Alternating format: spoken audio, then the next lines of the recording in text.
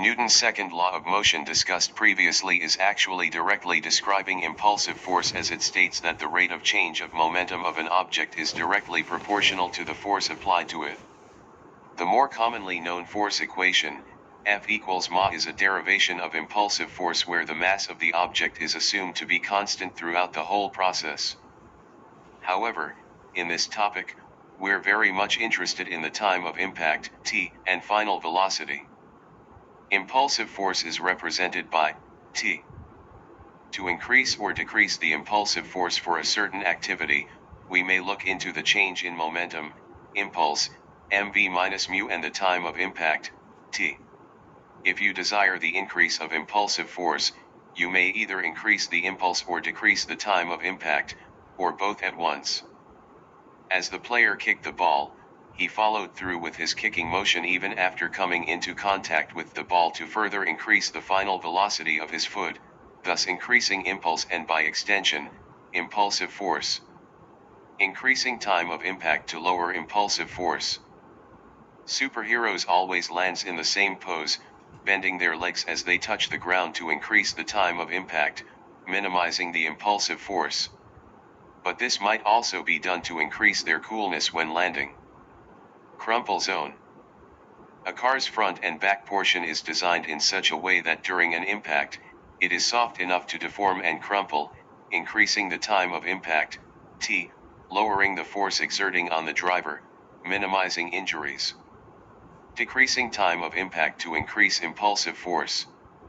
Swift punches. In the movie, Ip Man's punches are very rapid, and as soon as his punch lands, he retracts his arm. This is done to decrease the time of impact and thus increasing impulsive force. Principle of conservation of momentum. In a closed system, the total momentum before and after a collision is constant, provided that no external force is acting on it. A closed system is an isolated system that does not exchange any matter with its surroundings and is not acted on by external forces. Newton's law of motion question: in the absence of gravity, how does astronaut weigh themselves in space? Newton's first law of motion states that an object at rest will stay at rest, and an object in motion will stay in motion unless acted on by a net external force. Inertia is the resistance of any physical object to any change in its velocity.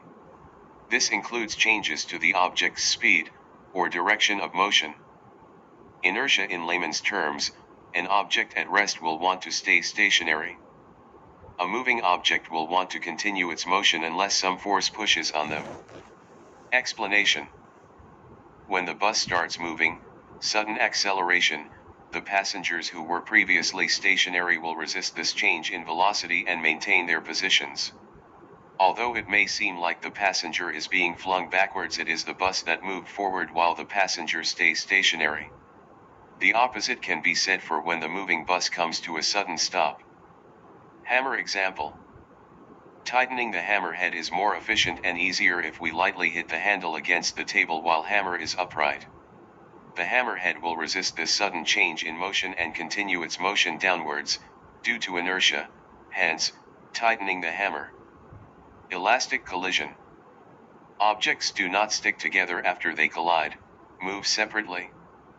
Total momentum is conserved. Total energy is conserved. Total kinetic energy is conserved. Inelastic collision. Objects stuck together after they collide, move together. Total momentum is conserved. Total energy is conserved. Total kinetic energy is not conserved, loss as heat or sound.